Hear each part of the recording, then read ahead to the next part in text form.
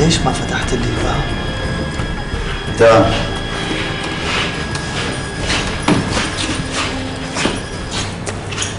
ما قلت لي ليش ما فتحت لي الباب؟ ها؟ حلو. شوي تاني بتسألني امتى بدي اكل؟ قال كل ما حدو بيت السلطان خيلهم بتمد الخنفسة رجلك.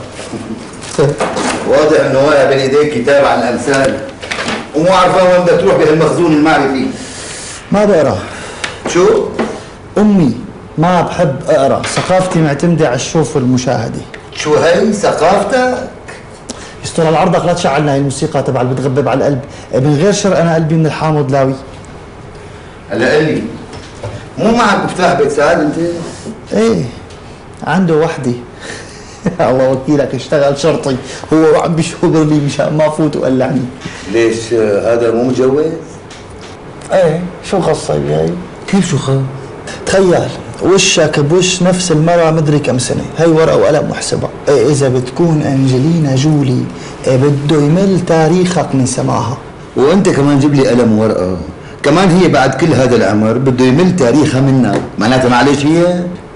مشان هيك أنا مالي مبرمج أي مشروع لزواج، أنا هي الربطة ما دخلت عقلي، ومشان الأولاد يا سيدي ما بدي مسامحين. أنا أناني لدرجة إني ما بقدر أتحمل مسؤولية حدا. بعرف حالي. ليش أنت شو مبرمج بحياتك؟ ليش أنت ما بتعزف على البيانو؟ ليك كبر عليك؟ قلت لي مالك مبرمج ها؟ هلا أنت بدك تقنعني إنه لما كنت بالعشرين كنت مبرمج حياتك لحتى تصير هيك؟ ليش بني؟ أنا مبسوط ومكيف كثير بحياتي. طيب عاد وأنا مرتاح ومبسوط بحياتي. أنت كذاب. لا أبو يوسف بلشنا نغلط، شو يعني أنا كذاب؟